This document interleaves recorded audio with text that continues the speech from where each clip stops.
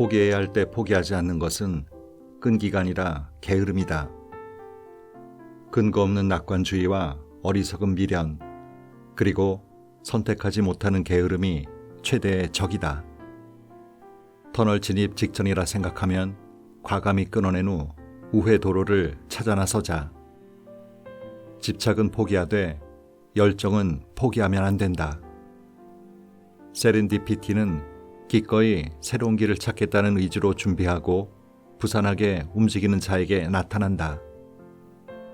미래는 다가오는 것이 아니라 만드는 것이기 때문이다. 책 읽는 다락방의 제이입니다. 다가올 미래에 대한 불확실성이 우리를 불안하게 만듭니다. 이 불안을 해소하기 위해 우리는 걱정이란 걸 하게 되는데요. 닥치지도 않은 일을 미리 걱정해 본들 뭐가 달라지겠냐며 걱정 말고 마음 편히 가지라는 위로를 듣기도 하지만 그 말로 오히려 잊고 있던 걱정만 더 커지기도 합니다. 하지만 걱정이 다 나쁜 것만은 아니죠.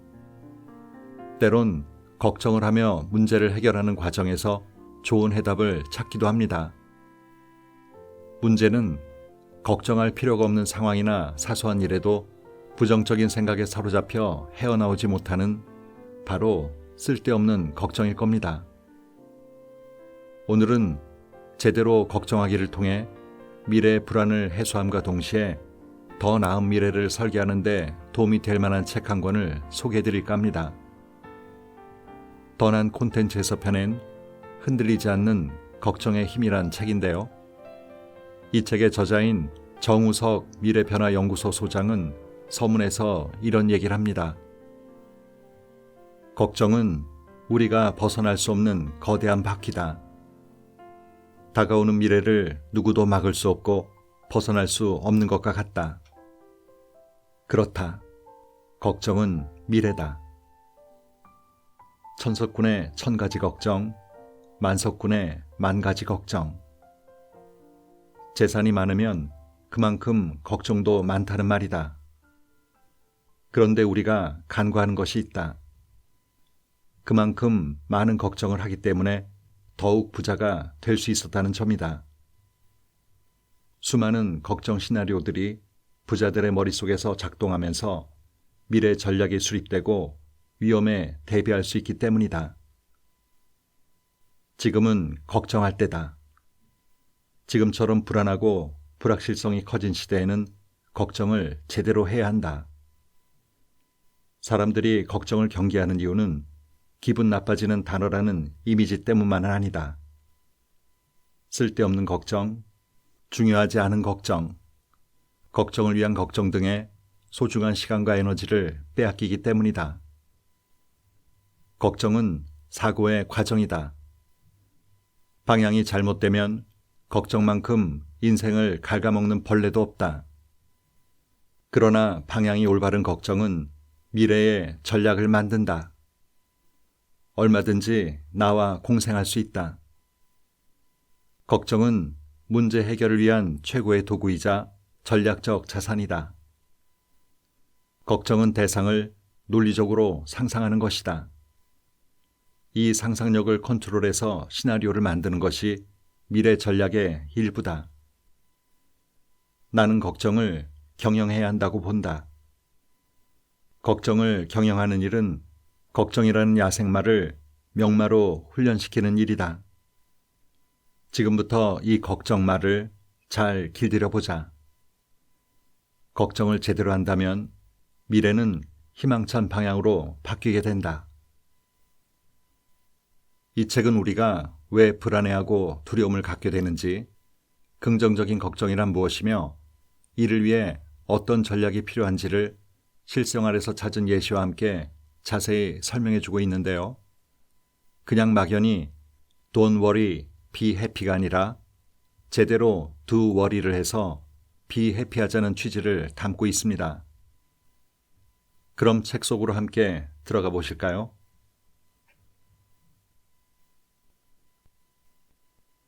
무섭게 흔들어라. 두려움은 모든 부정적 감정의 근원이다. 불안 역시 두려움이라는 기초 위에 서 있다. 두려움을 자극해 불안을 일으키는 것. 이것이 바로 공포 마케팅이며 즉각적인 효과를 볼 수 있는 이유다. 이 감정을 자극하면 소비자의 마음은 비교적 쉽게 흔들린다. 왜 부모는 기를 쓰고 자식들을 공부시키려 할까? 약육강식 사회에서 남들보다 뒤처질 수 있다는 두려움 때문이다.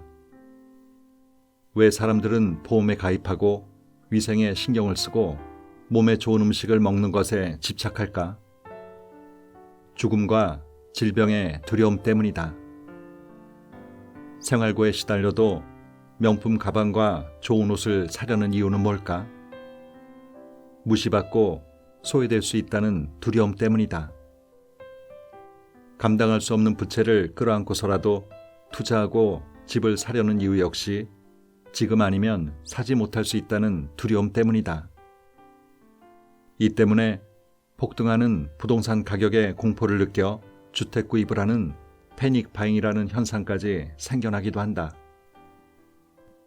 두려움은 회피하거나 집착하거나 분노를 일으킨다. 두려움이 쌓일 대로 쌓이면 패닉이 된다. 패닉에 빠지면 극단적 행동을 하게 된다. 정치적으로는 폭동과 반란을 일으킬 수 있고 경제적으로는 환율, 주식, 그리고 부동산을 폭락시킬 수 있으며 심지어 한 나라를 디폴트에 빠뜨리기도 한다. 그래서 두려움은 가장 강력한 행동의 동인이다. 눈치 빠른 기업은 두려움을 자극하면 소비자의 마음을 쉽게 움직일 수 있다는 점을 안다.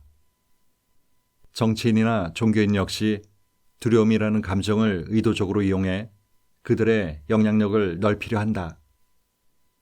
정치에서 좌파와 우파, 보수와 진보가 대립하는 상황도 두려움의 관점에서 보면 명확해진다. 대중을 흔들어 자신의 편으로 끌어당기기 위함이다. 두려움을 이용한 갈라치기는 경계를 나누고 구분을 통해 차별을 낳으며 권력을 만든다. 하지만 두려움을 섣불리 이용해 흔들다가는 호된 역풍을 맞는다. 누울 자리도 봐가면서 발을 뻗어야 한다. 리더가 가장 싫어하는 것.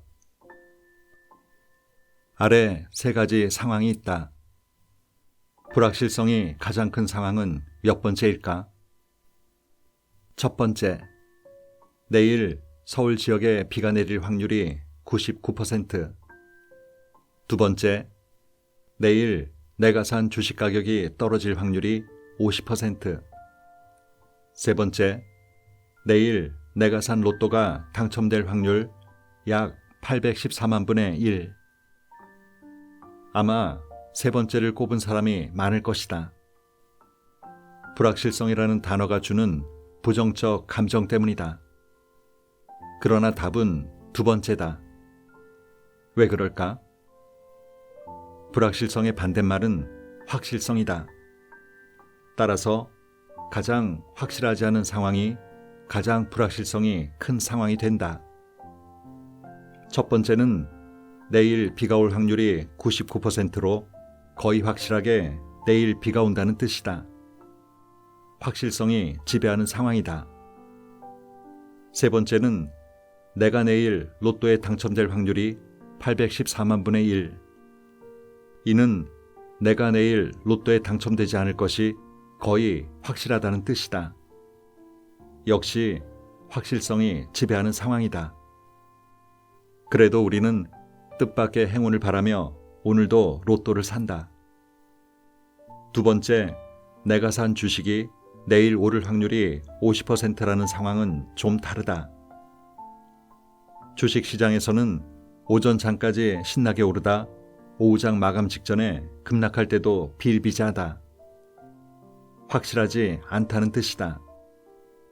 그래서 불확실성이 가장 큰 상황이란 50%처럼 완벽한 확실성의 결여 상태 또는 결과를 예측하기 불가능한 상태를 뜻한다. 따라서 불확실성이 가장 큰 상황은 기회와 위험이 공존하는 세계다. 위험은 불확실성의 반쪽인 셈이다.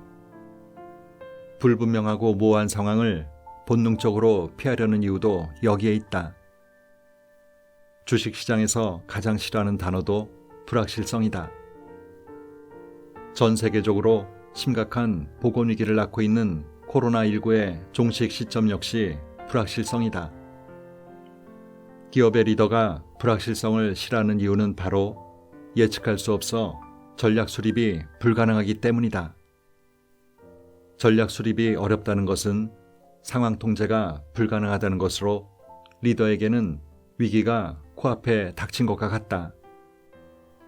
그러나 불확실성이 위기를 초래하는 것만은 아니다. 불확실성이 크다는 것은 달리 말하면 여러 가능성이 존재한다는 뜻이다. 치명적 위험에 빠질 가능성도 존재하지만 동시에 전례 없는 기회를 잡을 가능성도 존재한다. 오늘날 우리가 겪는 불확실성은 놀이동산의 롤러코스터와 유사한 면이 많다. 롤러코스터는 언제나 짜릿한 기분을 선사한다. 천천히 올라가다 급작스럽게 하강하고 급커브를 돌다 또다시 급작스럽게 상승한다. 잠시 평온한 듯 하다가 또다시 급상승, 급커브, 그리고 급하강을 반복한다.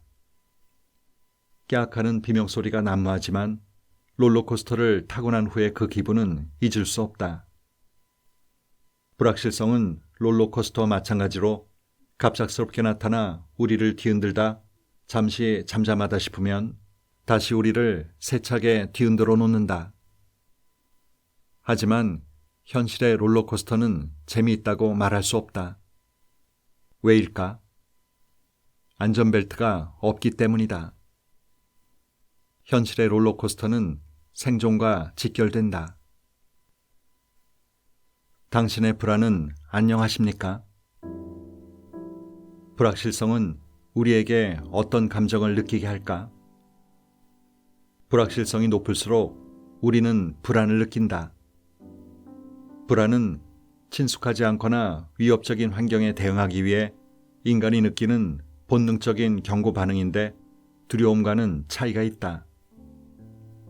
예상되는 구체적인 위험에 대한 즉각적 반응이 두려움이라면 불안은 다가올 위험에 대한 부정적 예측과 인지 반응이다. 칼을 든 강도가 내 앞에 있으면 두려움을 느끼지만 내일 중요한 발표를 앞두면 불안감을 느낀다. 불안에 휩싸이면 집중이 힘들고 인지 능력도 떨어진다. 자질구레한 일들에 집착하는 탓에 머릿속을 정리할 수 없으니 계획을 세우기도 힘들다. 중요한 의사결정에 적지 않은 영향을 미칠 수밖에 없다. 자신의 불안이 안녕한지 살펴야 할 이유다. 다음 6개 항목 중 몇 가지나 해당하는지 스스로 물어보자. 안절부절 못하거나 가장자리에 선 듯 아슬아슬한 느낌이다.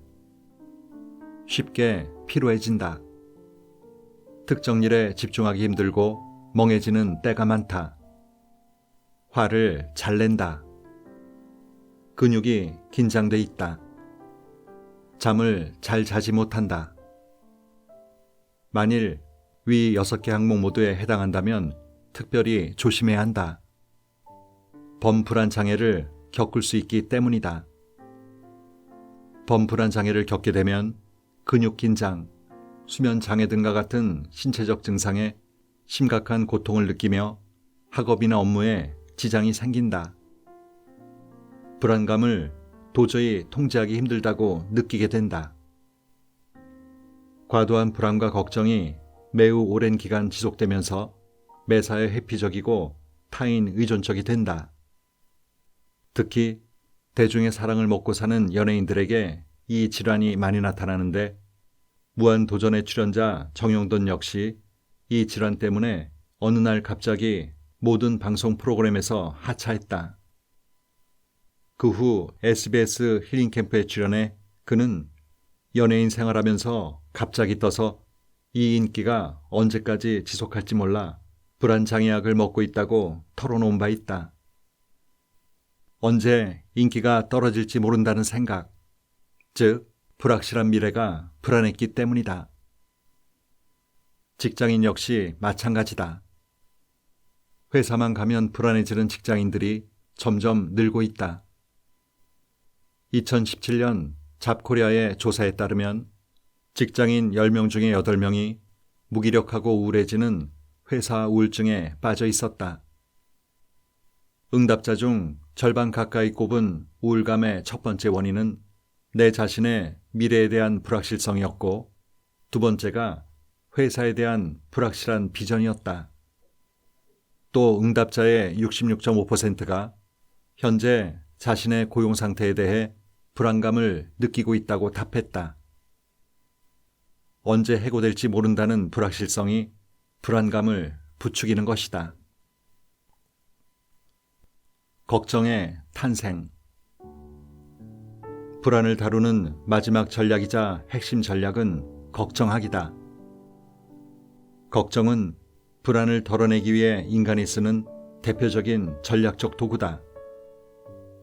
심리학에서 걱정은 결과가 불확실한 미래 사건과 관련해 상대적으로 통제가 불가능하다고 느끼는 부정적인 생각과 이미지의 연쇄적 사슬로 주로 언어적이고 개념적인 활동이라고 정의한다.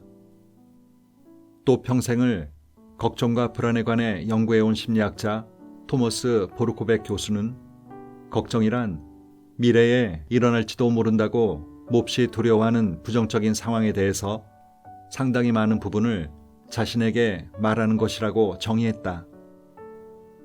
여기서 자신에게 말하는 것이란 이런 것들이다.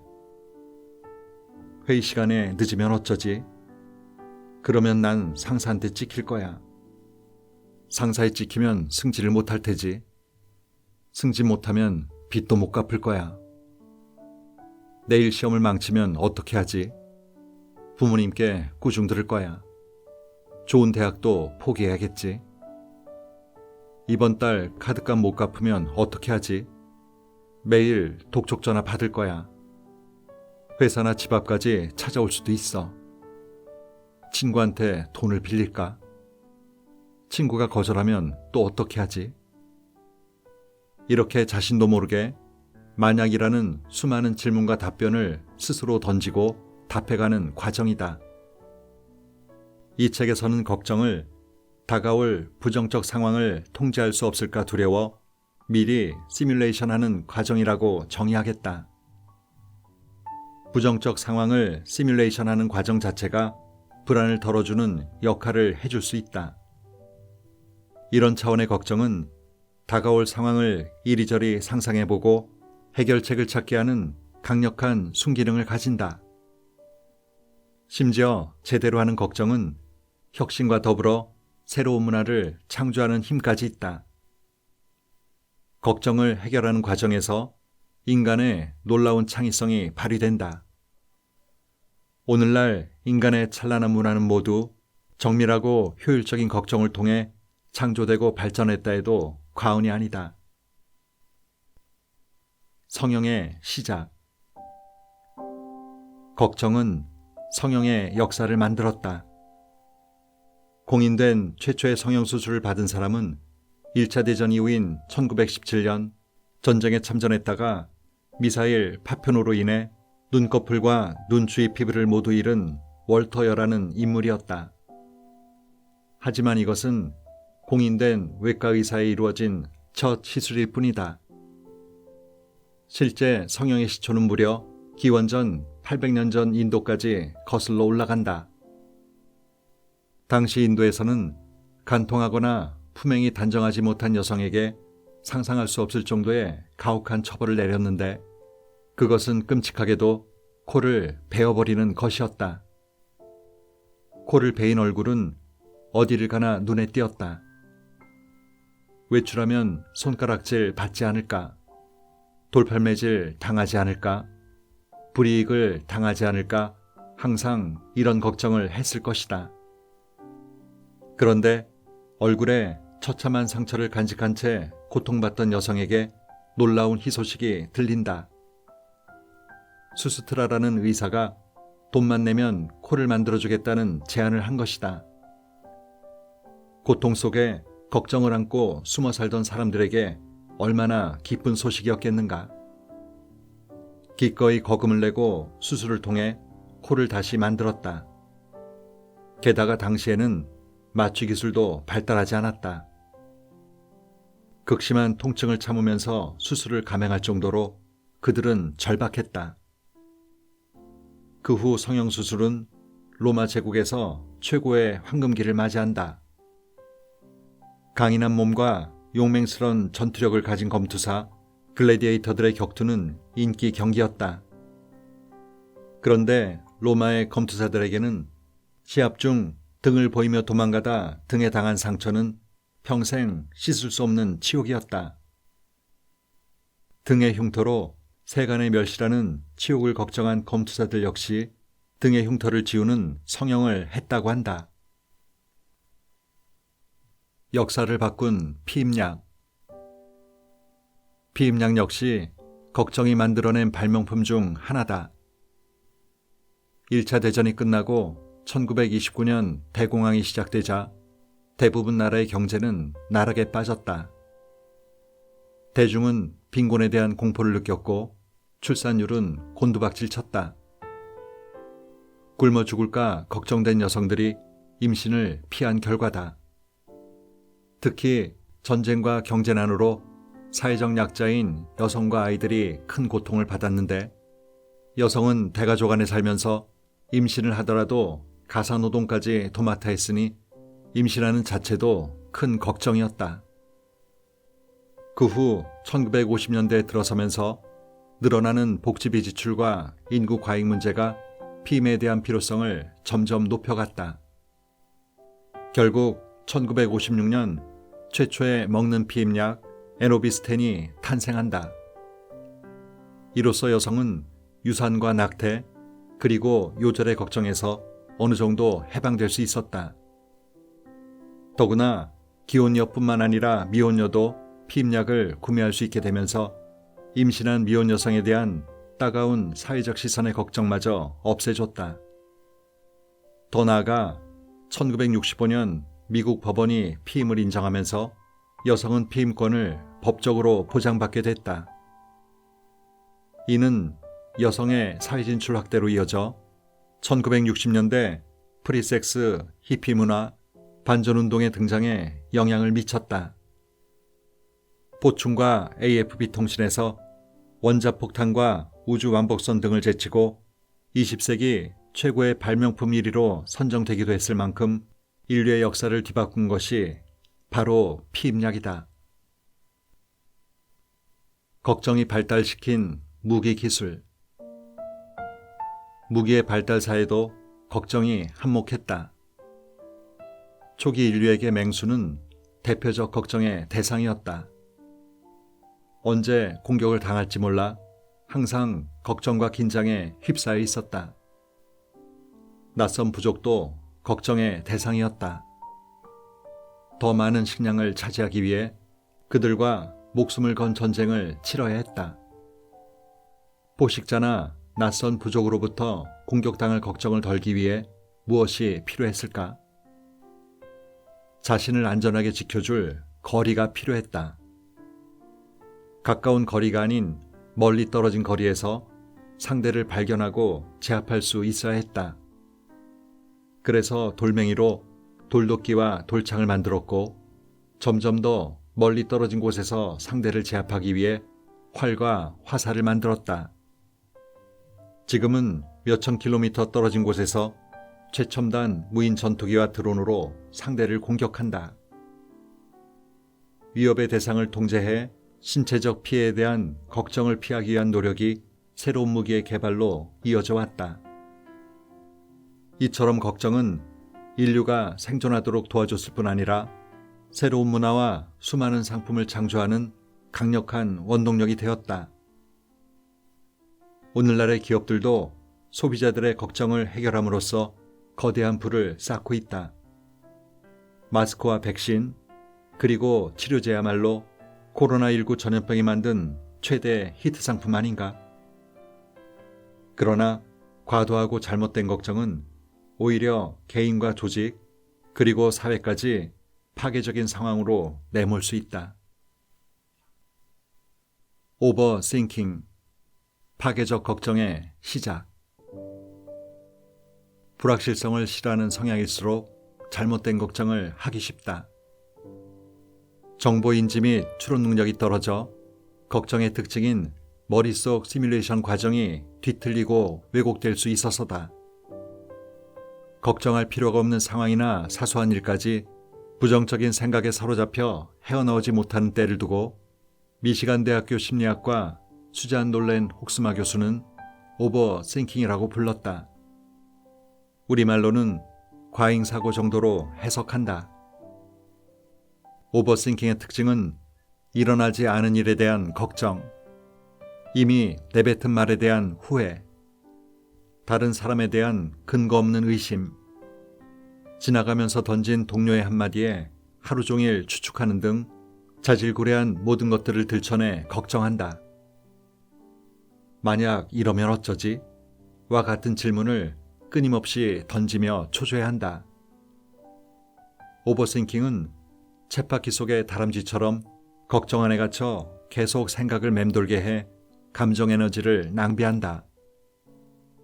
지나간 일에 대해 만약 뭐뭐 하지 않았다면 뭐뭐 했을 텐데 따위의 후회에 시간을 소비하면서 정작 꼭 해야 할 걱정은 하지 않는다. 오버싱킹은 잘못된 걱정의 시작이다. 오버싱킹이 심하면 중요한 상황에서 생각이 마비될 수도 있다. 중요한 사내 프로젝트 설명회에서 발표자가 발표 도중 얼굴이 새하얗게 질리면서 10여 분간 말을 잇지 못한 채 우두커니 서 있던 상황을 본 적이 있다. 분위기가 어떠했을까? 부서장은 화가 나 자리를 박차고 나갔고 그 직원은 그 일 이후 다른 부서로 자리를 옮겼다. 아마도 발표 직전까지 그는 끊임없는 오버싱킹을 했을 것이다. 발표하다 말을 더듬으면 어떻게 하지? 자료가 부실하다 지적하면 어떻게 하지? 발표 자료 디자인이 촌스럽다고 지적하면 어떡하지? 모르는 질문을 받으면 어떻게 하지? 발표를 잘못해 팀장이 화를 내면 어떻게 하지? 등등 통제할 수 없는 상황을 지나치게 걱정한 탓에 극도의 긴장감으로 생각이 일시 정지된 것이다. 만일 리더가 회사의 사활에 걸린 회의나 발표 전 오버싱킹을 하게 되면 어떻게 될까? 상황과 경우에 따라 오버싱킹은 개인의 피해로만 끝나지 않는다. 자칫 주변과 조직 전반에까지 커다란 피해를 줄 수 있다. 불확실성을 견디는 힘. 불안감에 휩싸이면 누구든 오버싱킹에 빠지기 쉽다. 하지만 어떤 사람은 오버싱킹에서 곧바로 탈출하는 반면 어떤 사람은 오버싱킹 늪에서 헤어나오지 못한다. 그 이유가 무엇일까? 바로 불확실성을 견뎌내는 힘이 사람마다 다른 탓이다. 심리학에서는 걱정에 영향을 미치는 강력한 예측 요인으로 불확실성에 대한 인내력 부족, IU, Intolerance of Uncertainty를 꼽는다. 많은 연구 결과에 따르면 불확실성 인내력이 부족한 사람일수록 부정적인 사건이 일어날 수 있다는 사실을 받아들이지 못한다. 자기 통제 밖의 부정적 사건은 절대 발생해서는 안 된다고 생각해서다. 또 계획한 일이 조금만 어긋나도 많은 스트레스를 받는다. 부정적 사건이 실제 일어날 가능성이 작음에도 불구하고 다가올 위협과 발생 가능성을 과대평가하고 그 결과에 집착하기도 한다. 그 결과 만약 뭐뭐 하면 어떻게 하지? 와 같은 걱정을 많이 하게 된다.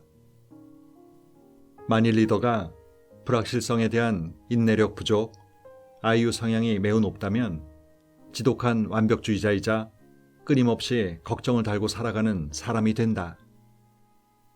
온갖 부정적 결과를 완벽하게 방지하기 위해 수많은 정보와 근거를 직접 수집하거나 반복해서 요구할 것이다. 그는 또 자신이 불확실해 보이는 것 자체가 직원들에게 우유부단하다는 나쁜 인상을 줄 것으로 생각한다. 그래서 불확실성을 스트레스를 유발하는 가장 큰 원인이며 심각한 장애물로 여긴다. IU 성향이 높을수록 오버싱킹을 할 가능성이 커진다. 하지만 IU가 높다고 모두가 오버싱킹을 하는 것은 아니다. IU가 높은 편이지만 오버싱킹에 해당하는 신호를 5개 이하로 가진 사람도 많다. 사실 이들이 건강한 걱정을 할 가능성이 가장 큰 사람들이다. 따라서 불확실성 인내력이 약하다고 실망할 필요도 없고 강하다고 우쭐할 이유도 없다. 인내력이 약할수록 상황을 비관적으로 보기에 오히려 집요하게 많은 정보를 근거로 예측을 통해 위험을 피하려고 한다. 그래서 불안을 이기는 전략으로 걱정을 사용하는 리더는 비관주의적 성향이 강하다. 불확실성 인내력이 강할수록 상황을 낙관하기에 기존 습관과 관성대로 일을 처리하다 변화에 적응하지 못해 나락에 빠질 수 있다. 걱정을 전략적으로 경영하는 방법. 무엇보다 먼저 해야 할 일은 불안감을 최대한 잠재우는 일이다. 불안에 휩쓸려 머릿속이 하얗게 변하고 자질구레한 걱정이 가득 차면 새로운 길을 만들 수 없다. 불안을 잠재우는 가장 좋은 방법은 도망가는 것이 아니라 확실한 영역을 최대한 넓히는 것이다. 예측과 판단 가능한 영역이 늘기 때문이다. 걱정은 마음의 불씨다. 이 소중한 불씨를 어떻게 다루느냐에 따라 개인과 기업, 더 나아가 국가의 운명이 달라진다면 걱정을 이대로 둘 수만은 없다. 걱정은 기피의 대상이 아니다. 전략의 대상이자 동시에 갈고 닦아야 할 기술이다. 멋지고 재미있는 일이 지금 어딘가에서 일어나고 있는데 왜 나만 거기에서 소외되어 사는 거지? 하는 마음으로 자신만 뒤처지고 놓치고 제외되는 것 같은 불안감을 느끼는 증상을 포모 증후군 또는 고립 공포감이라고 합니다. 예를 들면 남들 다 사는데 못 사면 비참한 마음이 들고 남들 다 가는데 못 가면 자신만 뒤처지는 마음에 불안해지고 스트레스를 받는 거죠.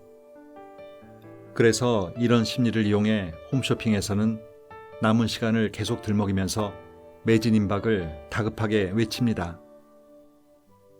소셜미디어의 부상과 함께 형성된 이 사회적 불안 심리는 주변 친구들이나 주류에서 이탈될 걸 두려워하는 심리에서 비롯된 것이라고 하는데요. 사고 싶은 거 다 사고 가고 싶은데 다 가며 살기란 쉬운 일은 아닙니다. 이런 자극과 두려움과 걱정에 흔들리지 않도록 마음의 중심을 잡고 정신적 면역력도 키워야 하지 않을까 생각이 드네요.